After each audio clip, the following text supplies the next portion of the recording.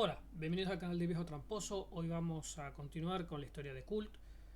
Bien, sin nada más que añadir, empecemos. Resulta que la historia había quedado en el capítulo pasado,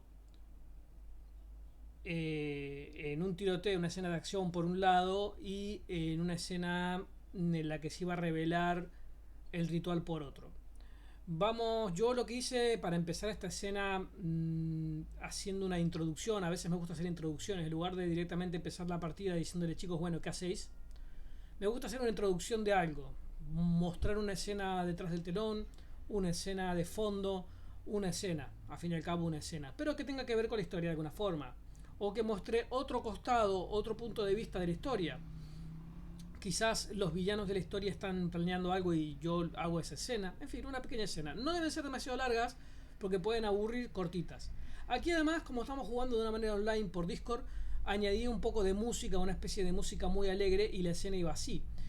Con la música muy alegre de fondo, describía que un hombre tocaba el despertador, se despertaba muy optimista, se lavaba los dientes, se preparaba, su mujer muy feliz lo saludaba, se mostraban afecto, se mostraban muy emocionados por trabajar en Los Ángeles por fin. En otra escena se ve él con un uniforme de policía, ya vestido de policía, más preparado para salir. Va al comedor, se encuentra en el comedor con sus hijos que están comiendo cereal, la típica escena de Mañana Feliz de Estados Unidos. Allí está con la mujer, bueno, la pasan re bien. Y cuando se va a despedir, bueno, le da un beso a la mujer, le dice que qué suerte que hayan conseguido el traslado aquí, a Los Ángeles, a California, que el clima es mucho mejor y qué sé yo. Y momentos después pasamos a una escena en la que el mismo policía, uno de los jugadores, el fixer, el narcotraficante, ve a ese policía, el mismo policía que de esta introducción, con la cara toda reventada y un ojo, y que le falta un ojo tirado en el piso y ahí cabeceando. Y bueno, el día no terminó tan bien como esperábamos para ese policía. La intro viene precisamente a contar el lado opuesto de la historia, el lado opuesto de la víctima, de ese policía que estaba en mal lugar, en un mal día, en un mal momento, se encontró con el narcotraficante en medio de la huida y el jugador le disparó en la cabeza. Entonces veníamos como la escena de acción había quedado un poco ahí, pues aprovechamos y hicimos ese intro. Esto está bueno para que los jugadores vean que el mundo es real, que sus acciones tienen consecuencias y que también todo aquel policía, tendero, lo que sea, ladrón, todo ese NPC que está por ahí, también tiene un pasado, tiene una vida, tiene familias, tiene cosas, ¿no? Y todas sus acciones tienen consecuencias también. Está bueno. No porque intentemos castigar las acciones del jugador, porque no es lo que pretendo para nada, me pareció que la escena estuvo muy bien, sino para simplemente mostrar un poco más de realismo al mundo, ¿vale? Dar un poquito más de vidilla. Bien, después de esta intro arrancamos con esta escena en la que el jugador estaba, bueno, habían disparado en la cabeza a uno de los policías y el otro estaba forcejeando con el otro policía para quitarle los papeles antes de que la policía, después del incidente del teatro, viniesen a por ellos y los viniesen a buscar. Bueno, forcejea con el policía y un poco de ahí sacan el arma, qué sé yo, qué sé cuánto. El policía se rinde, el otro policía que estaba todavía sin herir. Hago una tirada de destino a ver cómo de efectiva es la policía. Empieza a llegar el policía a la puerta, pero todavía no entran. Hago otra intro más, una pequeña intro más. Les describo que el detective Denaro, que es el detective que habían preguntado, que ya estaba empezando a indagar sobre, no solo sobre el caso de los jugadores, sino también sobre los mismos jugadores, sobre los mismos personajes, mejor dicho, perdón. Le describo que recibe una llamada y una compañera de trabajo le dice que el narcotraficante que había participado en el tiroteo y quería a su compañero lo habían localizado en las proximidades del teatro, encajaba con su descripción. Entonces les escribo que Denaro da un volantazo, silla de ruedas y va a parar en la escena también. Como dándoles a entender con esta pequeña intro que en otro lugar se veía esto y que a los jugadores les estoy avisando de que se viene un movimiento peligroso mío, que es que Denaro se va a aparecer en la escena, ¿no?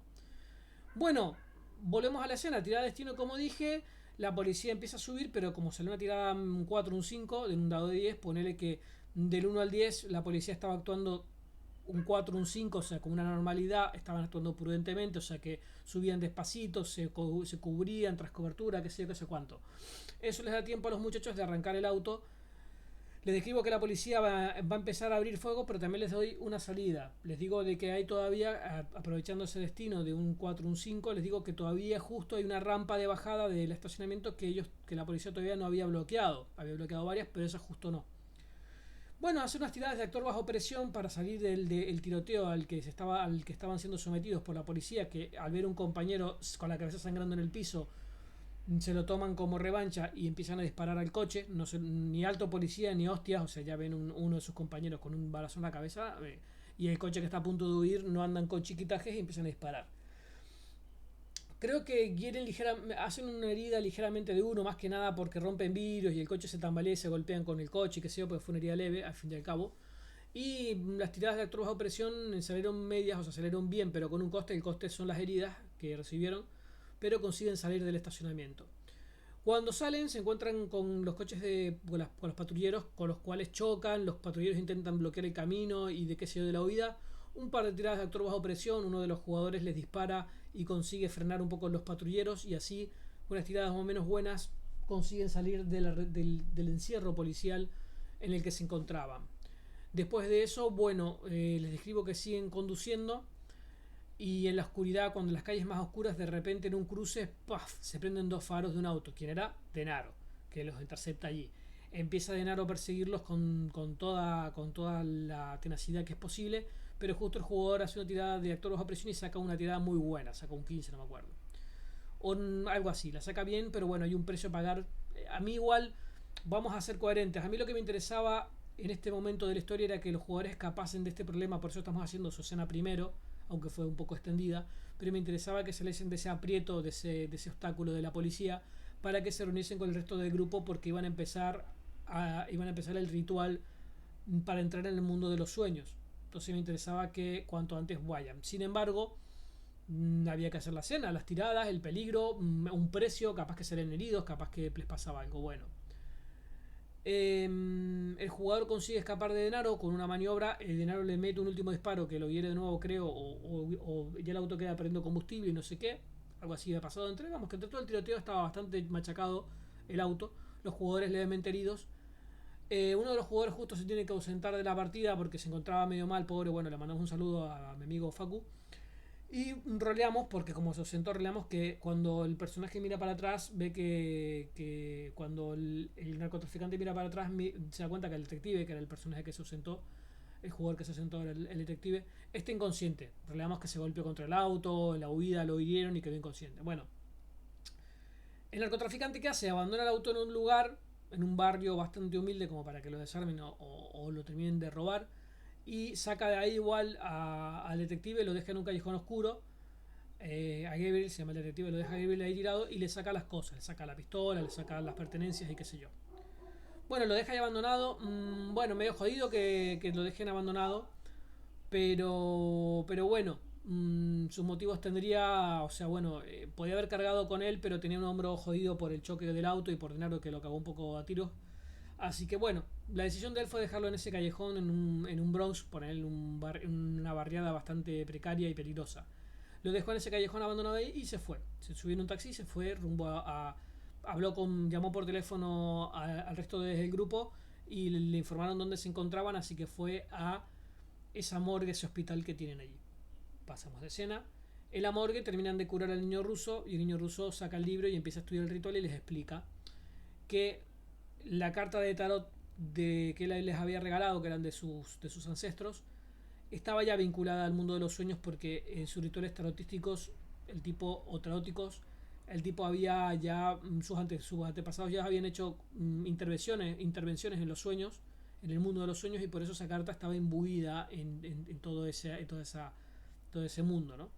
Por eso era especial, pero que bueno, tenían que hacer una parte de un ritual para vincularla a uno de los jugadores.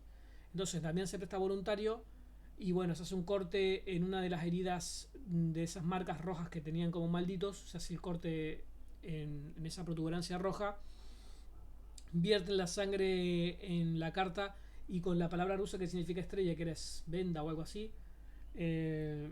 consiguen vincular la carta a Damián, y por fin la carta queda involucrada con él, y a partir de ahora él es capaz de, cuando diga la palabra en ruso es venda, va a poder ver a las criaturas de los sueños en el mundo real. Si hay algún ente de los sueños en el mundo real polulando, él lo va a poder ver cuando diga la palabra. O sea que ya tiene un objeto mágico, encantado, llámelo como quiera. Y además esa carta va a ser el centro del ápice del ritual que van a hacer. Lo dejan en el medio de un círculo que pintó el niño ruso, el tarotista ruso. Y además, bueno, les pidió una serie de componentes para el ritual. Velas para potenciar el ritual. Pastillas para dormir, que bueno, Sion le facilitó una jeringa con un inyectable para dormir, también sirve. Eso tenían que mezclarlo con la sangre de ellos, de cada uno de los participantes. Inyectarse la sangre de ellos mezclada con los somníferos. Y además necesitaban elegir un objeto. Un objeto que deben elegir ellos y que debe ser uno de los objetos representantes de los rituales mágicos de este mundo. Que hay varios, hay como 5 o 6. Está la corona, la espada, el anillo, la varita y la copa, el cáliz. Bueno, esos objetos son de los saberes de los rituales mágicos de Kult. Siempre el mago o el ritualista o el que quiera hacer un ritual, tenga conocimiento de eso o no, debe elegir uno. ¿Cuál elige? El que él quiera. ¿Influye en el ritual? Por supuesto. Al topar con las criaturas del mundo de Kult, los componentes del ritual hacen que el mago se vea de una manera u otra o que dé a entender una intención u otra. Y más o menos el ruso tarotista les dijo más o menos en lo que el libro figuraba, en el libro que él tenía figuraba. Así que les relaté un poco cuáles eran los objetos. No me acuerdo cuál objeto eligieron. Ah, la espada. Eligieron la espada, que lo representaban con un bisturí, o sea que agarraron un bisturí y tienen la espada. Bien. Porque dijo que no tiene que ser una espada real, tiene que ser un objeto que represente la espada. La idea es que cuando ellos entren, ellos con este ritual van a entrar a los sueños de la criatura, a los sueños primarios de la criatura, a los subconscientes de la criatura, a esos sueños del pasado de la criatura, esos sueños que formaron a la criatura, unos sueños que están allí, que son los recuerdos de este ser. De esa manera ellos van a poder en primer lugar entender mejor a la criatura y ver por dónde pueden comunicarse o destruirla o hacer lo que quieran hacer con ella, porque hasta veremos lo que van a hacer con ella. Y el niño les dijo que también la otra parte de este ritual, para lo que lo hacían, era para que entraran en ese subconsciente de la criatura y encontrar allí un objeto del mundo de los sueños que ellos puedan traer al mundo real y con él tener un mayor vínculo con poder o control sobre la criatura. Porque así es como funcionan los rituales. Los rituales tratan de atar o de controlar o de manejar o de destruir seres que son de las otras realidades, seres que están ajenos a la humanidad. Entonces ese era todo el reto que tenían. No es para nada fácil porque van a entrar a un recuerdo de la criatura, o sea, a ver dónde se van a meter. No tienen ni idea.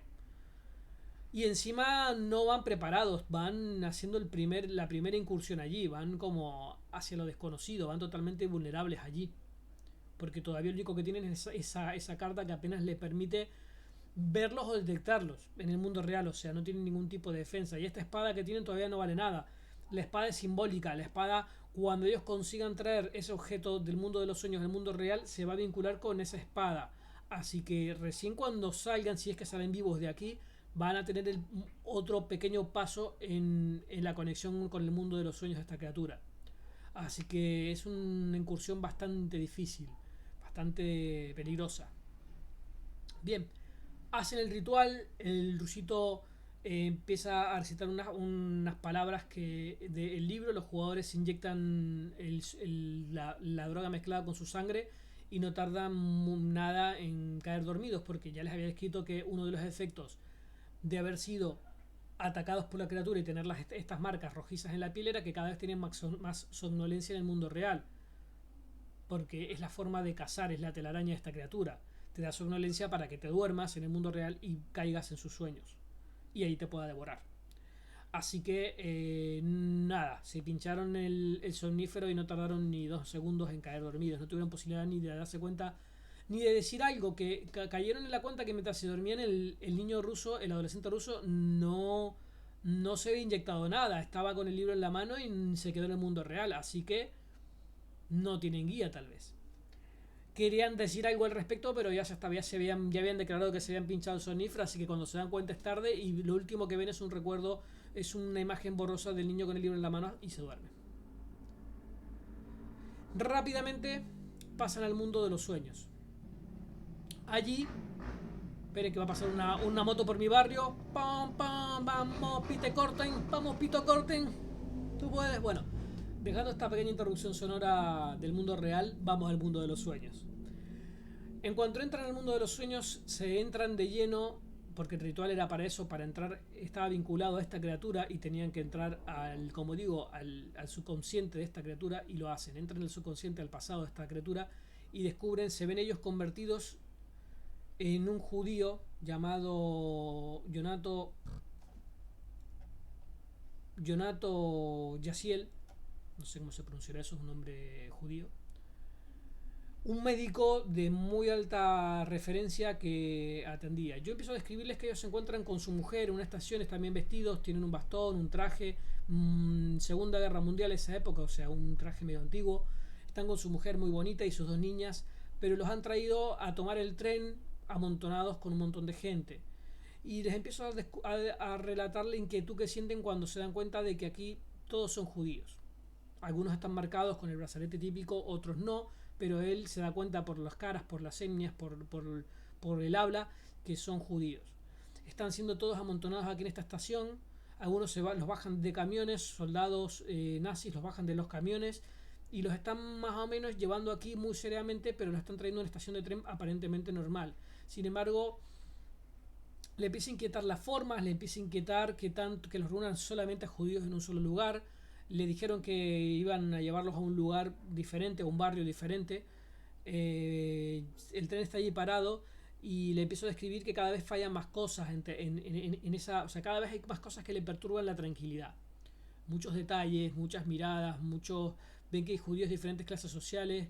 Ellos son de una clase social alta, son médicos con un poder adquisitivo muy grande, que de hecho les decía que ellos han atendido inclusive a altos rangos alemanes del ejército, así que tienen mucho dinero y mucho prestigio, pero sin embargo los han traído aquí. Hay gente de dinero, pero gente también muy pobre y toda mezclada.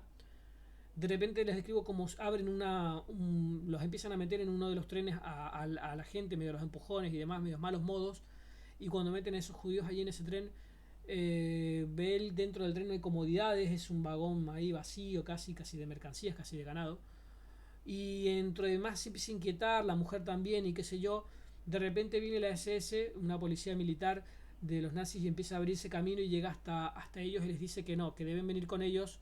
Lo toman del brazo y dice: señor, debe venir con nosotros porque el Underfire, o como se pronuncia eso, un alto rango del ejército alemán, ha empeorado y necesita de sus cuidados nuevamente. Se ve que ellos ya trataban a este general o a este miembro de alto rango del ejército nazi.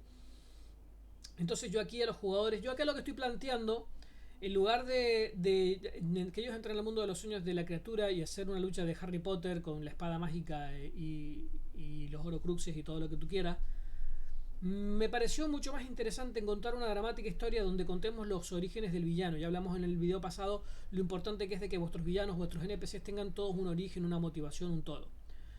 Pero aquí está muy bueno porque puedo mostrárselas, pueden vivirla, pueden representarlas, pueden estar allí, pueden ser él por un momento en sus inicios, cuando todavía no era esta sombra, no era este ser. Fue humano, ahí le estamos revelando que fue humano en un tiempo muy duro. Y vamos a contarles qué es lo que le va a pasar. Así vamos a construir a este villano. Como pasa con los mejores villanos de Batman o los mejores villanos de las películas que tienen un pasado, que son villanos porque las circunstancias los hicieron ser villanos. Perdón, voy a tomar un traguito de Pepo a vuestra salud. Se me estaba atragantando ahí un carraspeo. Decíamos, como los mejores villanos están construidos sobre villanos que tienen grandes motivaciones que cuando nosotros nos ponemos en sus botas, pensamos por un momento: ojo, en el mismo lugar yo capaz que también era villano, ojo con esto. Pues eso es lo que quería un poco reflejar. Por esa razón los estoy haciendo dar este viaje. Es un poco monólogo, porque yo les vengo a contar ahora toda la historia del villano, o toda la historia de la criatura, de los inicios de la transformación de humano a criatura y todo esto, que para mí me pareció muy interesante, más en una época tan dolida, tan tan oscura de la humanidad como el Holocausto, la Segunda Guerra Mundial, ser un judío en esa época, aunque seas un médico de mucho rango. Me pareció una historia muy interesante para ser contada y yo quería contárselas. Y aunque era medio monólogo, yo por eso intenté cortarlo un poquito con leche el monólogo de café, poniéndole un par de opciones. Entonces la mecánica que me inventé es que en las escenas que yo contaba, en los pequeños saltos de recuerdo que iba a contar, iba a ser pequeños saltos de recuerdo cortitos, como este de la estación, que era el inicio, a los jugadores le daba opciones y todos votaban si hacían una cosa u otra. Entonces aquí cuando las SS vienen a buscarlos, les preguntaba qué hacían, van o no van. Entonces los jugadores votaban, porque todos son partes ahora mismo de él, todos son Jonato. En este momento todos son este médico judío que está a punto de con su familia embarcar un tren a no sé dónde y no le está pareciendo nada bueno, me intuye algo malo. Pero por otra parte, mucho no puede hacer, no va a salir corriendo con su familia porque lo van a fusilar en este momento. Así que muchas opciones tampoco tenían, pero era como para darnos un poquito de interacción con los jugadores, ¿vale? La indispensable. Entonces los jugadores deciden resistirse y ahí entonces el SS los agarra por el brazo y les dice, nos mira a los ojos y le dice, Herr Doctor, no queremos hacer esto por las malas, pero necesitamos que venga, es totalmente imperioso que venga con nosotros. Y lo miran con cara de, o venís o te hacemos bosta. Su familia va a tomar el tren y va a ir a un lugar mejor, no se preocupe, nosotros nos ocuparemos. Intentan tranquilizarlo, pero más que nada le plantean casi una amenaza velada. Los jugadores se resisten un poco, pero tarde o temprano se dan cuenta de que acá no hay mucho que hacer y van. Esta primera decisión es muy cortita, la verdad que no había mucho campo de decisión, pero era para darles un poco, para que se metan un poco en personaje. Bueno, se meten en el vehículo, ven como su señora agarra a las niñas pero intenta ir con él, no la deja, los soldados la agarran, una escena muy dramática que a los jugadores, a los personajes les perturba un poco ya. Saltamos al siguiente recuerdo. En un siguiente recuerdo está Jonato de nuevo, el doctor Jonato está... hombre, queda mejor el apellido, ¿no? Un poco más cañero. Yaciel, ¿no? Yaciel, vamos a decirle el doctor Yaciel. El doctor Yaciel está en la oscuridad acercándose hacia el correo militar de los nazis. Se ha conseguido unas llaves, porque él es un doctor y tiene, aunque sea judío, tiene cierta cancha, porque atiende a los generales y a la gente de mando. Se mete, les escribo cómo entráis en el correo militar, en la oscuridad, sigilosamente, y empecéis a buscar archivos y cosas porque queréis buscar información sobre vuestra familia.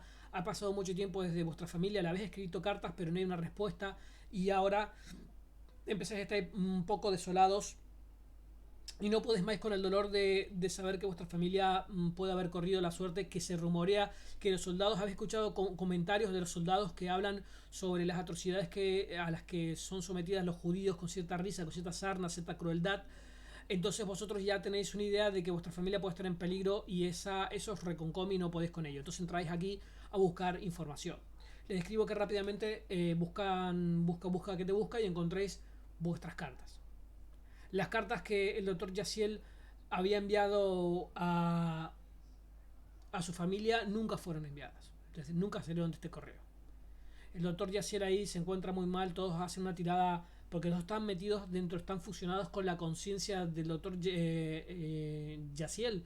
Así que hacen una tirada de mantener la calma, algunos la superan, otros no, y van ganando pérdida de cordura porque se van sintiendo muy identificados. Esta es una pesadilla en la que ellos no es que están soñando como un sueño normal, como tú, como yo soñamos, no, hicieron un ritual, están profundamente dormidos y el ritual de las palabras arcanas que pronunció el niño ruso haciendo un pacto con los poderes de los sueños para que ellos entren en los sueños de esta criatura en específico, los han hecho entrar de una manera total.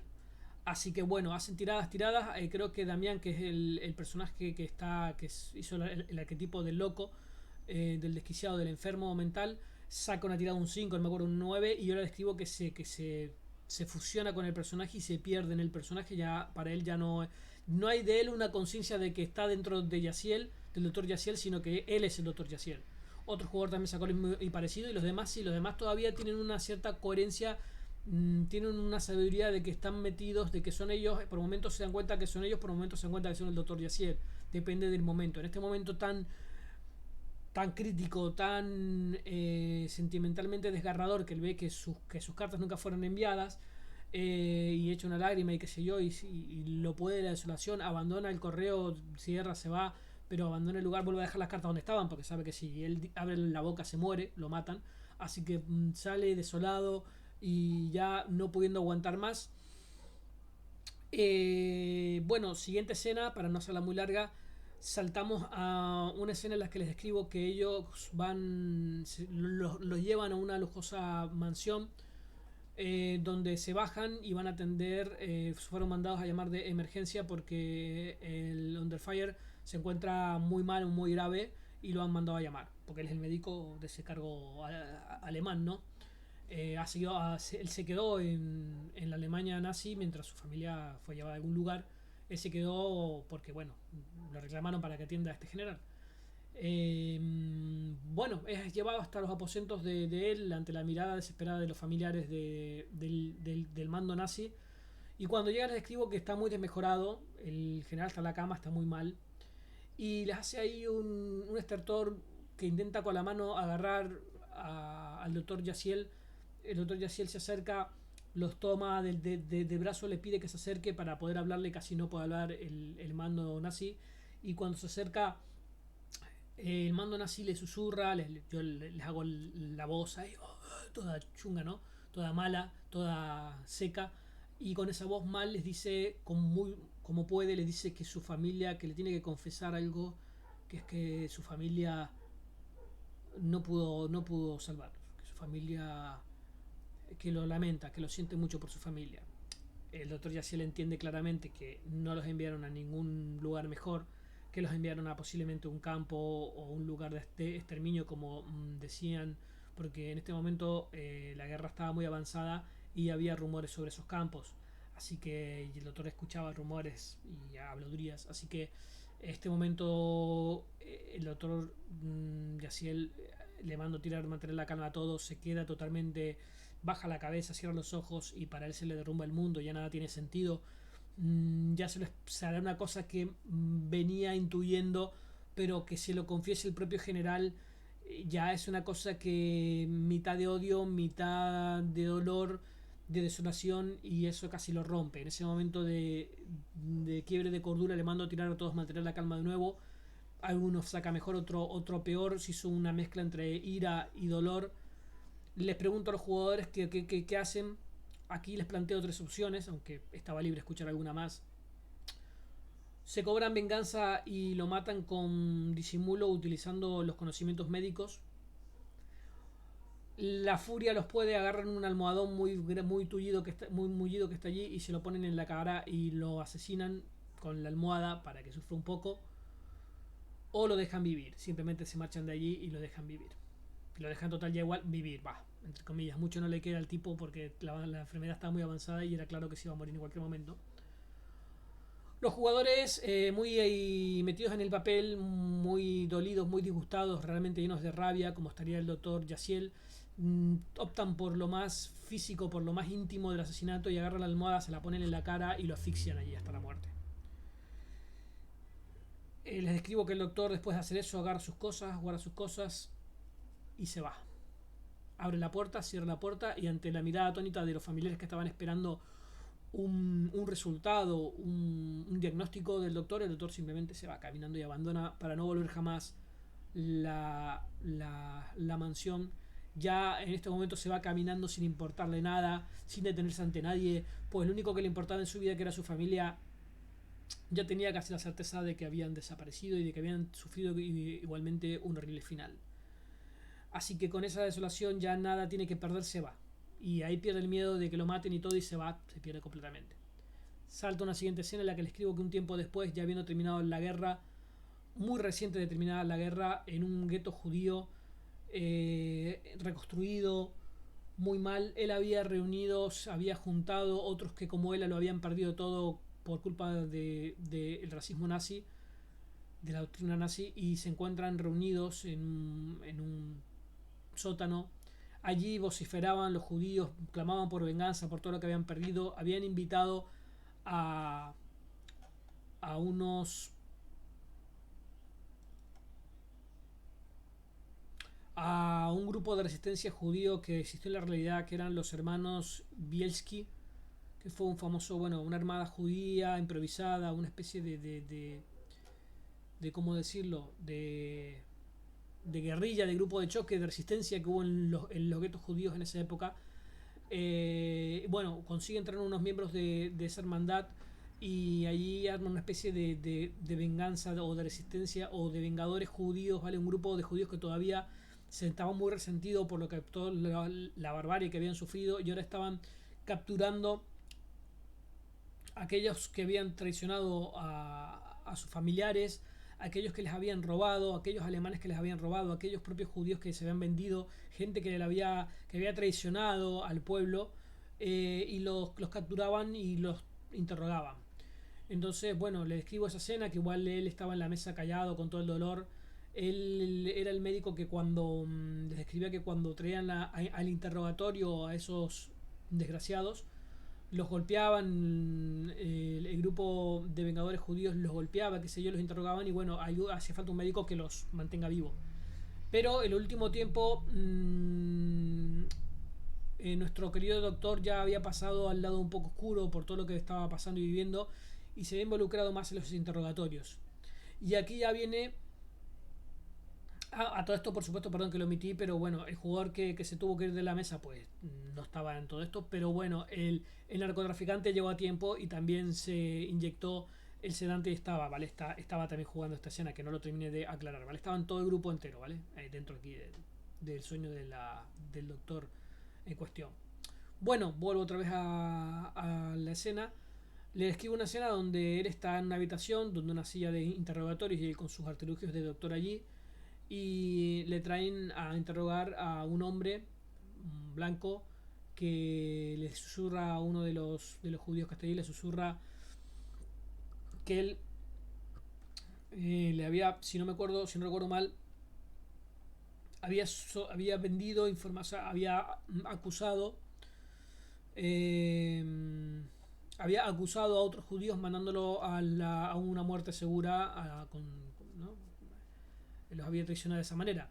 Estaba un poco ya golpeado y de nuevo aquí yo ya le empiezo a dar opciones a los jugadores. Le doy la opción de interrogarlo por el carisma, o sea, por las intimidaciones, por amenazas, por el diálogo, porque bueno, el hombre los deja para que el doctor lo siga interrogando.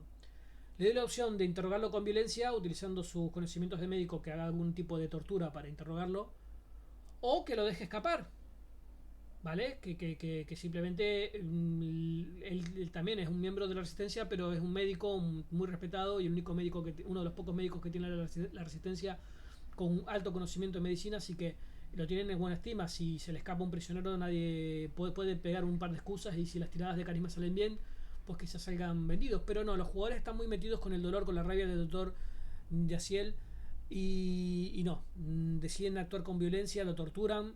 Cuando yo les describo que en la cámara de la película se ve el doctor Yaciel de espaldas, por eso no se ve el torturado y se ve que ahí está haciendo cosas, se escuchan gritos, sangre que salta, que salpique, qué sé yo, para no ser tan explícitos con la tortura. Más que nada por hacerla rápida, porque ya les digo, toda esta escena era medio monólogo, porque yo les estoy contando la historia, pedazos de recuerdos de la criatura, y aunque les doy opciones de interacción, se nota que va por un camino muy lineal y por eso quería ser breve. Así que por resumir un poco, no nos ponemos crudos y no mostramos la barbarie de la tortura. Ya tendremos tiempo de hacerlo en otra escena, que sea más de los jugadores. Y cuando termina de torturarlo y interrogarlo, ya dijo lo que tenía que decir, saltamos al final, donde viene otra vez el compañero, el camarada judío, y le saca de un cajón y le da una pistola o un cuchillo, como dándole a entender con una mirada graciosa que tiene que acabar con la vida de este pobre diablo, y le da dos opciones, ¿no? De nuevo, el jugador tiene opciones de matarlo, de no matarlo, de dejarlo escapar después de que ya habló, porque no. Todas esas opciones se las doy y no, ellos están de nuevo muy metidos, muy disgustados, llenos de ira, de resentimiento, igual que el doctor Yaciel, se han metido mucho en el papel, eso me gusta, y deciden liquidarlo. Toman la pistola, creo recordar, o el cuchillo, no me acuerdo, toman una de las armas, no importa cuál ahora, y estaban dispuestos a acabar con la vida de este pobre desgraciado. Por supuesto, todos estos fueron tiradas de violencia para torturarlo, tiradas de mantener la calma, porque bueno, aunque el doctor Yaciel ya está muy metido en el lado oscuro de todo esto, ya se ha convertido en un ser casi sin sentimientos, en un mundo de oscuridad y de eterno dolor, porque yo les describía que el doctor se hizo adicto a las pastillas para dormir porque no puede dormir. Cada vez que intenta dormir le vienen los recuerdos, las pesadillas de su familia, de lo que pudo pasar con ellos, sueña con ellos y no puede dormir. Por eso cada vez ha ido tomando pastillas para dormir y no son suficientes, así que ya empezó a inyectarse cosas más fuertes y hacer cualquier cosa para intentar dormir, y a veces no así lo consigue. O duerme pero sufre tantas pesadillas que no puede conciliar un sueño reparador. Esto ha empezado a afectar al doctor Yaciel y ya no es el mismo, se convierte en un ser cruel y despiadado, lleno de ira y de frustración contra cualquiera que haya tenido que ver con el dolor o el sufrimiento hacia el pueblo judío. Porque ve en ellos, no, quizás no tanto por empatía, no porque él quiera ser un justiciero, una persona buena, sino porque eso le pone sobre piel, le recuerda demasiado lo que le ha pasado y no lo puede soportar y tiene ganas de vengarse. Y como no se puede vengar ya, porque el general ya murió y el ejército nazi ya terminó, se dedican a cazar a todo aquel que haya tenido que ver con alguna de las desdichas del pueblo judío y que esté bajo y que ellos le puedan echar el guante. Sea lo que sea, soldados nazis retirados ya, porque ya terminó la guerra, mandos, gente que sopló cosas, gente que traicionó, gente que hizo cagada contra ellos, ¿no? Así que bueno, la escena termina ahí, que bueno, todos tiran cordura, alguno pierde un poco, otro que más. Damián no pierde cordura y no debe tirar cordura, ¿por qué? Porque está tan metido en el papel del doctor Yaciel que a él no le mueve un pelo, al igual que el doctor Yaciel, el torturar a alguien. En cambio, los demás jugadores, como todavía tienen la conciencia del fotógrafo, del doctor, de los verdaderos personajes de ellos que están en el mundo real, pues torturar a alguien, como ellos no suelen torturar gente en el mundo real, pues torturar a alguien es tan vivido en ese sueño que quizás sí les pueda causar un poquito, un golpecito a la cordura. Por ende, hacen las tiradas de cordura y bueno, algunos saca más, menos, algunos pierde un puntito, van. El sueño, como ven, no les está causando daño, pero vivir los recuerdos tan traumáticos de la vida del doctor Yaciel y las terribles agonías que pasó, aún siendo un doctor, todas las pérdidas que sufrió durante la Segunda Guerra Mundial, y aun cuando esta termina, cuando la guerra termina, se ve que su infierno no termina, su dolor no termina, les está causando pérdidas de cordura en el mundo real. Cuando despierten de esta pesadilla a la que ellos mismos entraron, van a sentir, no van a poder olvidar porque lo vivieron como carne propia casi, más sobre todo los que fallaron las tiradas de cordura, lo van a sufrir como carne propia todo este dolor, así que por supuesto esto no es gratis, que es lo que va el juego, ¿no? Por eso hay tiradas de dados y tal. Esto también va a ser un poco divertido porque si yo te cuento toda la historia ahí, yo me siento, te la cuento y tú te quedas escuchándola sin tomar pequeñas decisiones, sin hacer tiradas de dados, pues te capaz que te aburres un poco. Yo intenté cortar toda esta historia con... ¿Cómo está picando el bigote? Intenté cortar toda esta historia con esas tiradas, con esas tomas de decisiones, aunque sean leves, ¿no? Un poco de que los jugadores participen, sean partícipes de la historia del Dr. Yaciel. A mí me está gustando cómo va quedando por ahora, me parece muy interesante, me parece un toque innovador porque estamos jugando una historia, ¿no? Estamos contando un relato pero interactuándolo. Nos viene de perla, ¿ves? Cult tiene esa magia, Cult tiene un juego tan bueno porque con Cult puedes jugar cualquier cosa. Como en Cult el tiempo y el espacio, como en Cult tienes el mundo de los sueños, puede cambiar todo. Como en Cult puede haber un pequeño purgatorio en algún lugar donde se vaya a otra época. Puedes jugar cualquier época, en cualquier momento, puedes saltar de una época a otra, puedes rolear, divertirte jugando cualquier cosa, puedes encerrar a los jugadores en cualquier tiempo, espacio de la humanidad o en otro mundo que no sea el de la humanidad, y está todo encaja perfecto en la cosmología de Cult. Por eso a mí es un juego tan magnífico. En este juego, fíjense, estamos aprovechando en que los personajes están jugando en la historia de los sueños, donde hay una criatura de los sueños que le ataca las pesadillas, para yo meterlo en una historia y trasladarlos a la Segunda Guerra Mundial. Ya les estoy spoileando para los jugadores, hablé fuera de juego esto, que no se preocupen que después de este relato lineal de la historia del Dr. Yaciel, viene un momento en el que obviamente ellos recuperan su libre albedrío y pueden hacer lo que quieran. ¿Vale? Así que no se preocupen que es momentáneo. Es un poquito ahí, un poquito. ¿Por qué? Porque obviamente esto no es que como directores de juegos les vuelvo a dar el consejo, nunca extendáis demasiado el protagonismo de un NPC, no importa que sea el centro de la historia, que sea el villano, o sea lo que sea.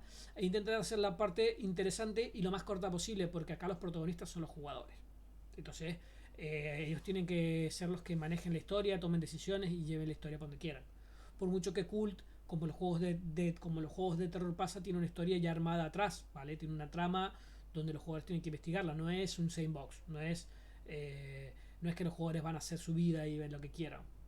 Se puede improvisar, pero para jugar bien Cult siempre tienes que tener una historia armada y esa historia tiene que ir progresando. Un muchacho me comentó que dice que veía que la historia se iba un poco se iba un poco en lugar de ser una historia armada, se iba un poco para cualquier lado de la historia porque los jugadores hacían cualquier cosa. No. Yo creo que no. Me parece que la historia está yendo por donde yo la tengo escrita. La historia no ha cambiado. Lo que yo escribí es justo lo que están haciendo los jugadores. Así que por ahora va perfecta. Lo que pasa es que hay pequeñas decisiones que los jugadores toman y que está muy bien porque les da una sensación de realismo y de que ellos pueden hacer lo que quieran, igual que en el mundo real. Y eso hace pequeñas derivaciones, como que la policía los pueda perseguir en un momento dado, o como que se encuentren en un tiroteo de la policía y tal. Pero eso está bien, porque de hecho, si un jugador se hace un veterano de guerra en Cult y tiene armas y tiene habilidades de combate y le apetece rolearse una escena de combate y en tu historia va toda investigación y mundo de los sueños, investigación y historia, capaz que ese jugador que si es un soldado tiene ganas de sacar un poco esa arma y sacar al reducir sus habilidades de combate. Entonces, si el tipo se ve involucrado en un robo, en un combate, en una pelea o en un tiroteo que sea breve, que no te cague la historia, ¿por qué no? Déjalo que lo haga, deja que el tipo se tire un par de tiros con la policía, que haga una persecución policial. Total, después tú, si eres un buen director de juego, vas a saber encauzarlo hacia la historia principal como intenté hacer yo y llevarlo al ritual. Se unió a tiempo, viajó con el demás resto del grupo al mundo de los sueños y todos están contentos. Entonces tampoco está mal. A mí la historia por ahora los jugadores me la están siguiendo de una manera perfecta. Así que por ahora va muy bien. Igual es interesante lo que él comenta. Yo simplemente intento explicarlo. Aprendo de lo que él me dice. Escucho lo que me dijo el muchacho en los foros y intento responder lo que me parece a mí. Mi opinión también. Y bueno, sobre respecto a. También me decía que no se veía como que la tensión iba creciendo en la historia. No, sí, para mí. Bueno, claro, lo que pasa es que ustedes están viendo estos videos que son un resumen por mí contado de la partida, pero no vieron la partida. En la partida en vivo no te digo que estamos llorando, pero se describen muy bien, los jugadores están rodeando muy bien las emociones de los jugadores, de los personajes y se ven los momentos de miedo, ellos los interpretan bien, se ven los momentos de tristeza, los momentos de desolación, ellos los están interpretando bastante bien. Así que la verdad que no tengo quejas en absoluto y la historia da para esos momentos y los jugadores han sabido aprovecharlos, exprimir esos momentos de narración, así que estoy contento con ellos. No grabo la partida, chicos, porque la verdad grabar la partida y narrarla al mismo tiempo me distrae.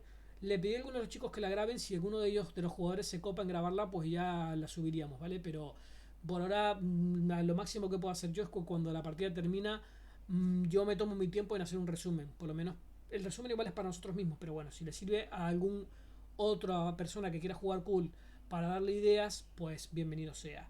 Y el vídeo se me acaba de ir muy largo. Yo pensé que iba a estar 10 minutos porque la partida fue cortita, pero había mucho que contar y se me ha ido al carajo. Tengo 43 minutos de vídeo, así que lo voy a dejar aquí mismo. Gracias por verlos y seguiremos en la próxima partida de Cool. Averiguaremos qué pasa con el doctor Jonato, cómo es su historia y cómo terminó siendo lo que ahora mismo quiere devorar los jugadores. Gracias por verlo, hasta luego.